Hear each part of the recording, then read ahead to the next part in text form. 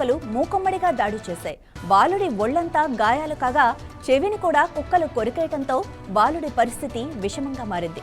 GVMC 86వ వార్డులోని ఉడా phase 2 ప్రాంతానికి చెందిన జాయిస్ అనే వెళ్లగా ఆమె కుమారుడు మోక్షరాజు ఇంటి సమీపంలోని పార్కులో ఆడుకునేందుకు వెళ్లాడు. అదే సమయంలో అక్కడి వీధి కుక్కలు ఒక్కసారిగా బాలుడిపై దాడి చేశాయి. బాలుడు గట్టిగా బాలుడిని రక్షించారు. అనంతరం బాలుడి తల్లికి సమాచారం ఇచ్చారు. బాలుడు హుటాహుటిన ప్రైవేట్ హాస్పిటల్కి తరలించారు. బాలుడిపై కుక్కలు దాడి చేయడంతో సంస్థ నుంచి రక్షణ కల్పించాలని అధికారులను కోరుతున్నారు.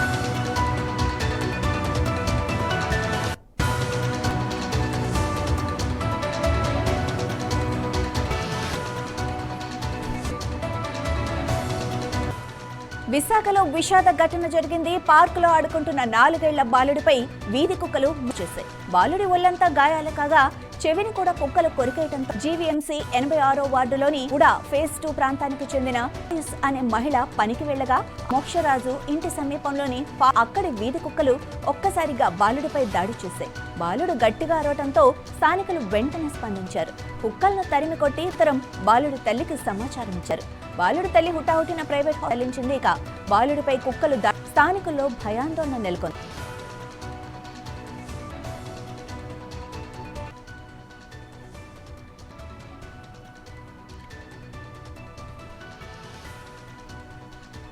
సంబంధించి మరింత సమాచారం మా తేజశ్రీ అందిస్తుంది. తేజశ్రీ, చెప్పండి, అసలు ఏం జరిగింది అక్కడ? వచ్చి వైజాగ్ లో జరిగింది. తో పాటు రీసెంట్ గా మనం చూస్తూ ఉన్నాము. కొన్ని రోజులుగా ఈ యొక్క సంఘటన ఈ వీధి కుక్కలు చిన్న పిల్లల పైన ఉన్న పిల్లల పైన అటాక్ చేస్తూ ఉన్నాయి. వీటిపైన తక్షణమే చర్యలు తీసుకోవాలని మాత్రం ప్రభుత్వానికి అక్కడ ఎవరైతే బాధింపబడుతున్నారో ఆ చుట్టుపక్కల ఉన్న ఎవరైతే సంఘటన చేయడం జరుగుతుంది. కానీ ఇప్పుడు వచ్చి వైజాగ్ లో జరిగిన సంఘటన అయితే కనుక బాగా ఇబ్బంది పెట్టినట్లుగా కనిపిస్తుంది. కుక్కలు అయితే ఒక 5 నుంచి 10 వరకు ఉండొచ్చు అని చెప్పి వారు అనుకున్నారు.